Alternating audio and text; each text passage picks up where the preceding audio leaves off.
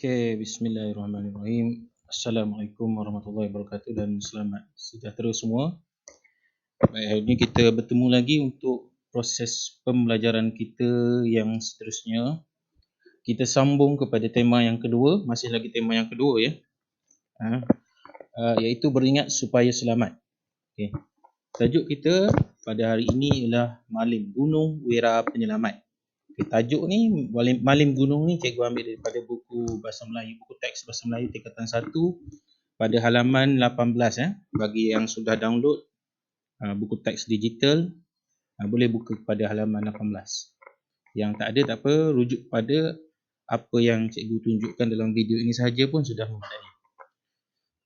Baik. Jadi hari ini kita tengok pada Malim Gunung Wira Penyelamat. Apa itu Malim? Malim Gunung ni apa? Kenapa disebut sebagai penyelamat? Kenapa disebut sebagai wira? Okey, Malim Gunung ini ialah petunjuk jalan. Okey. Secara khususnya Malim Gunung inilah petunjuk jalan gunung lah. Okey. Bila orang pergi masuk ke tempat yang kita jarang pergi atau kita belum pernah terokai, biasanya dia akan bagi perkhidmatan malim. Okey, malim. Kalau di gunung, malim gunung lah. Di bukit, malim bukit. Di hutan, malim hutan. Okey, biasanya dia ni kita secara simple ni atau secara mudah ni kita sebut sebagai petunjuk arah. Okey, petunjuk arah. Ataupun dalam bahasa Inggerisnya tour guide. Dia ni orang yang kita sebut sebagai malim gunung ni, dia sudah biasa ataupun sudah berpengalaman dengan tempat tu, dia boleh jadi sebagai malim gunung. Jadi Malim Gunung ni yang cikgu ambil pada tajuk hari ni berdasarkan buku teks ni lah, ni yang cikgu screenshot daripada buku teks tu. Dia bagi satu bentuk dialog antara dua orang, Pangit dan juga Encik Joseph. Okay, kita tengok dulu. Pangit anak Jawing yang mewakili kelab rekreasi Sekolah Menengah Kebangsaan Seri Rafflesia telah menemu ramah seorang Malim Gunung yang terkenal, iaitu Encik Joseph Nambi. Kalau kita tengok pada nama saja pun, nama ni pun dah macam pelik sikit kan. Sebab dia ni, Pangit anak Jawing ni adalah orang yang keturunan daripada suku Sabah atau Sarawak. Tapi kalau secara khususnya, kalau gunung ni, biasa ada banyak di gunung yang orang biasa pergi pergi bercuti, biasanya Gunung Kinabalu kan. Jadi kita boleh kata Pangit anak Jawing ni orang Sabah, okay? Di Gunung Kinabalu. Okay, jadi ini adalah perbualan antara Pangit dan juga Encik Joseph. Kita tengok selamat pagi Encik Joseph Nambi. Okay, Encik Joseph cakap, selamat pagi. Sudah berapa lamakah Encik menjadi malim gunung? Saya sudah menjadi malim gunung selama 10 tahun. Wah, lamanya. Mengapa Encik memilih kerjaya ini? Okay, Pangit ni tanya Encik Joseph ni, kenapa dia pilih malim gunung sebagai pekerjaan dia? Okay, jadi Encik Joseph jawab, sebenarnya saya suka akan pekerjaan yang mencabar. Okay, Encik Joseph ni dia suka kerja malim gunung ni yang mencabar, yang berbahaya. Okay, Pangit tanya lagi, oh begitu, apakah ciri-ciri malim gunung yang cekap? Okay, dia tanya, nak jadi seorang malim gunung ni, petunjuk jalan gunung ni macam mana? Okay, seorang malim gunung mestilah mahir tentang selok-belok kawasan gunung, lurah, cerun dan gua. Okay, dia mesti tahu. Okay, kalau kita tiba-tiba berjalan di kawasan gunung tu, kita tak tahu depan tu ada halangan apa. Ada gunung ke, ada lurah ke, ada cerun ke, ada gua ke. Kalau masuk dalam gua, ada tak tempat ataupun jalan untuk keluar? Okay, kalau masuk gunung, tiba-tiba sesat. Okay, itu bukan seorang malim gunung yang baik lah. Dia mesti mahir, mesti pakar. Mesti tahu gunung tu, gua tu selamat ke tak selamat. Kami hendaklah sentiasa mengutamakan keselamatan pendaki gunung. Okay, pendaki gunung ni awak lah sebagai pelancong yang pergi ke gunung. Okay, pendaki gunung. Okay, itu awak pendaki gunung. Okay, Pangit tanya lagi, apakah pengalaman yang paling mencabar yang telah Encik tempuhi? Okay, Encik Joseph jawab, oh banyak pengalaman yang telah saya tempuhi. Semasa di pertengahan pendakian bersama-sama dengan 4 orang pelancong dari Eropah, tiba-tiba berlaku gegaran kuat yang menyebabkan bongkah-bongkah batu menimpa kami. Okay, tiba-tiba saja. Keadaan yang tak kita jangka ni dia akan boleh berlaku di mana-mana saja. Okay, terutamalah di kawasan-kawasan yang kita alam sekitar ni, alam semua jadi ni kan. Tiba-tiba ada gegaran. Lepas tu ada batu jatuh.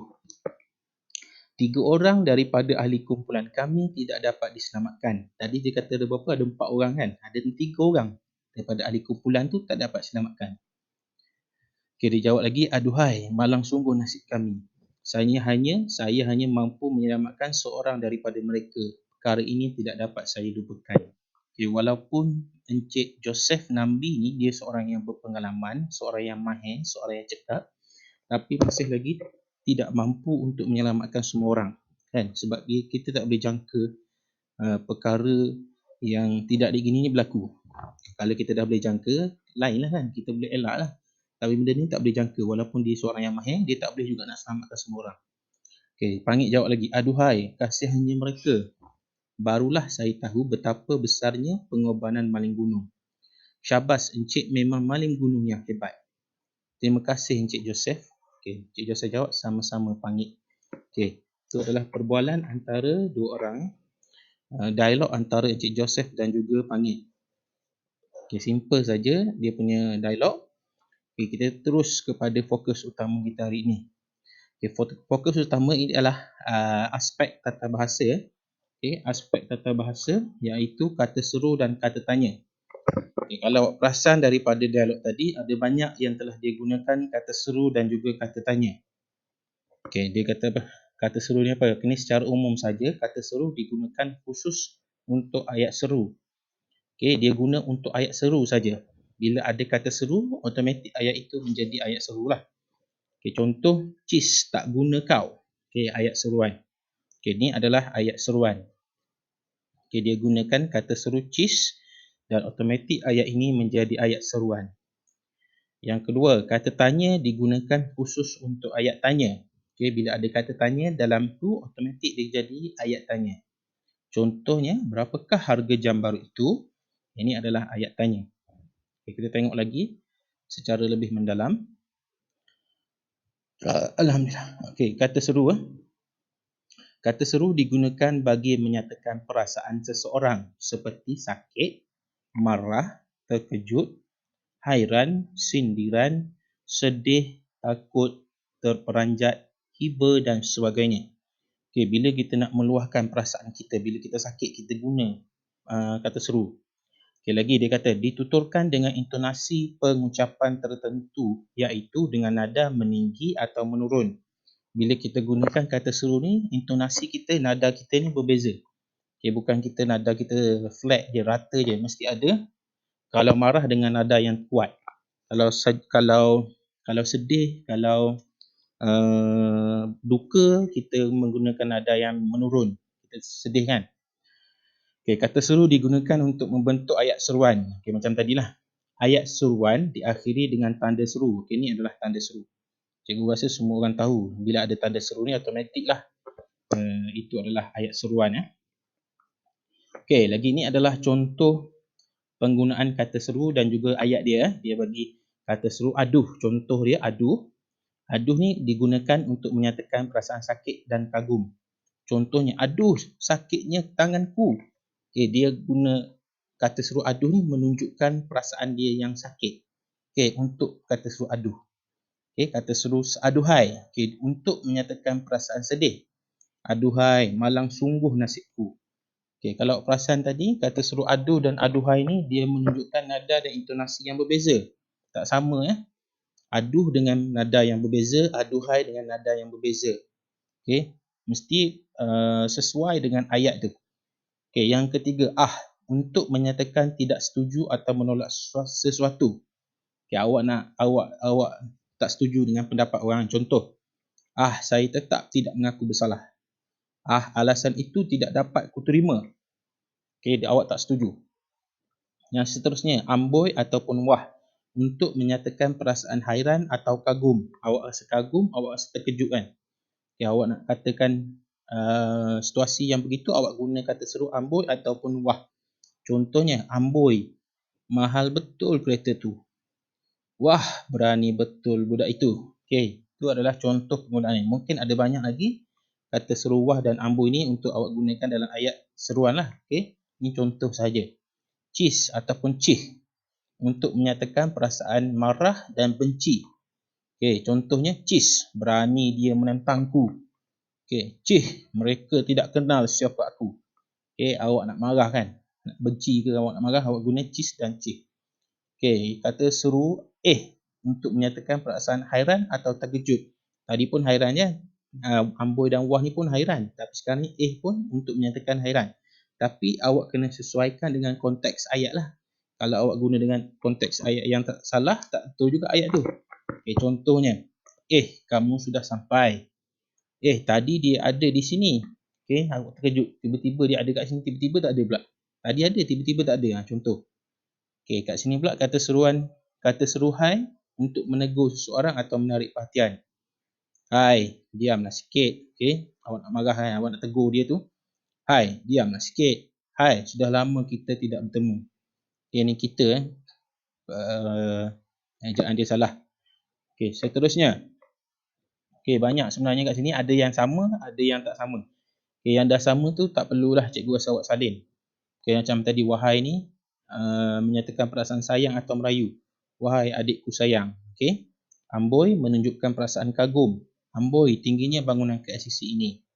Okey, hai pula. Hai ni macam tadilah kan. Nak menegur seorang ataupun untuk bertanya khabar tadi. Hai, ke mana kamu menghilang selama ni? Okey, nah ni macam awak nak memberi dia sesuatu atau untuk awak menyampaikan sesuatu kan. Nah, terimalah habuanmu. Aduh, okey ni aduh tadi pun dah ada. Wah, hairan. Okey, Cih tadi lebih kurang Cih dengan Cis dengan Cih lebih kurang sama. Lebih kurang saja. Okey, berdebah. Okey, berdebah ni pun adalah kata seru. Okey, marah berdebah, berani kau berkata begitu kepadaku. Okey, Cis dah ada tadi. Oh. Okey, ni terkejut, hairan, gembira atau mengharap. Contoh ayat dia, oh itu rupanya rumah kamu. Oh Tuhan, ampunilah dosa-dosaku. Okey, itu contoh dia. Dah ada tadi kan? Ada. Okey, syabas untuk memberi pujian ataupun untuk mengucapkan tahniah. Syabas, awak berjaya juga akhirnya. Okey, alahai, menghina. Okey, alahai ni adalah digunakan untuk menghina. Kata seru alahai. Alahai, itu pun awak tak boleh buat. Okey, macam awak nak ejek kan? Nak ejek atau nak menemplak dia. Okey, alamak. Alamak ni terkejut. Okey, tiba-tiba dah pukul 8 pagi. Alamak, sudah pukul 8 pagi. Okey, awak nak tergesa-gesa, awak terkejut. Okey, ni hairan. Budak itu yang menang. Budak itu yang menang, seolah awak tanya, tapi sebenarnya itu adalah kata seru ataupun ayat seruan. Budak itu yang menang. Okey, ya Allah, ada juga ya Allah terkejut ya Allah, apa akan berlaku nanti? Masya Allah. Okey, hairan atau marah. Masya Allah, sanggup dia melakukan perbuatan biadab itu. Okey, untuk penggunaan ya Allah dan Masya Allah ni, kata seru ni cikgu ambil daripada daripada laman web tata bahasa BM ni. Okay, untuk penggunaan dia secara luas ni cikgu kurang pasti lagi. Tapi awak salin dululah. Okay, salin dulu dalam buku. Okay, yang kedua, tadi kata seru. Yang kedua kita beralih kepada kata tanya pula. Okay, kata tanya ialah perkataan yang digunakan untuk menanyakan sesuatu atau menyoalkan sesuatu. Okay, untuk menanyakan sesuatu atau menyoalkan sesuatu. Dituturkan dengan nada dan intonasi yang tertentu juga. Okey, tadi kata seru pun menggunakan nada dan intonasi yang berbeza. Kata tanya pun dengan nada dan intonasi yang tertentu. Kata tanya digunakan untuk membentuk ayat tanya. Okey, bila ada kata tanya, automatik ayat itu menjadi ayat tanya lah. Dia bukan lagi ayat penyata, dia bukan lagi ayat seruan. Okey, dia jadi ayat tanya. Okey, kata tanya pada awal ayat mesti disertakan partikel kah. Okey, ni partikel kah ni adalah bukan ayat ni adalah partikel. Nama dia partikel kah, K-A-H. Okey, contohnya siapakah ayah kamu? Okey, cikgu merahkan kat sini, ini nama dia partikel. Okey, bukan perkataan partikel kah. Siapakah ayah kamu? Okey, itu adalah nada dia. Siapakah ayah kamu? Okey, nada dan intonasi yang tertentu. Kalau akhir pula, kalau ada kata tanya ni pada akhir ayat, okey, dikatakan macam ni. Kata tanya pada akhir ayat tidak perlu diletakkan kah. Okey, yang depan saja perlu ada partikel kah. Pada akhir tak perlu letak letakkah? Contohnya, ayah kamu siapa? Okay, ayat yang sama saja, cuma penggunaan kata tanya tu berbeza. Yang ini di awal ayat, yang ini di akhir ayat. Okay, untuk di akhir ayat tak perlu letakkan. Awal ayat sahaja perlu letakkan. Okay, ayat tanya diakhiri dengan tanda tanya. Okay, ni biasalah kan. Kata tanya, ayat tanya mesti ada tanda tanya. Kalau tak ada tanda tanya, salah ayat tu. Walaupun awak buat dalam bentuk ayat tanya tanpa menggunakan tanda tanya. Okay, salah kena ada tanda tanya. Okay, ni adalah contoh dia. Ni cikgu ambil daripada laman web Tata Bahasa Melayu Mudah blogspot.com. Okay, ni adalah contoh dia. Apa? Menanyakan binatang, hal, perkara, benda dan perkara abstrak. Okay, ni apa? Kata tanya apa yang pertama. Kata tanya yang kedua, adakah? Okay, menanyakan soalan yang perlu dijawab ya atau tidak. Okay, ni dia lebih kepada kata tanya tertutup. Okay, kata tanya tertutup ni dia jawab ya atau tidak saja. Kalau kata tanya terbuka, dia bukan guna kata tanya adakah, dia guna apakah. Okay, untuk adakah ni dia lebih kepada jawapan yang direct, jawapan yang terus, ya atau tidak. Okay, yang ketiga, bagaimana? Menanyakan cara dan keadaan. Nanti kita tengok lagi satu-satu. Menanyakan cara dan keadaan ada tak? Tak ada. Okay, ni contoh menanyakan cara dan keadaan. Maksud dia saja. Okay, berapa? Menanyakan jumlah, bilangan atau harga. Okay, bila? Menanyakan masa atau waktu. Kenapa? Menanyakan sebab atau alasan. Okay, mengapa? Mengapa pula? Menanyakan sebab atau alasan. Mengapa kamu tidak datang hari ini ke sekolah? Mengapa kamu tidak datang semalam ke sekolah? Tanya sebab kan. Okay, mana? Menanyakan tempat, benda atau orang. Siapa? Menanyakan orang atau manusia. Kalau apa ni lebih kepada menanyakan binatang. Okay, siapa ni? Menanyakan orang atau manusia. Contohnya, siapakah ayah kamu? Siapakah abang kamu? Okay. Siapakah yang menconteng papan putih? Okay, tanya siapa? Orang.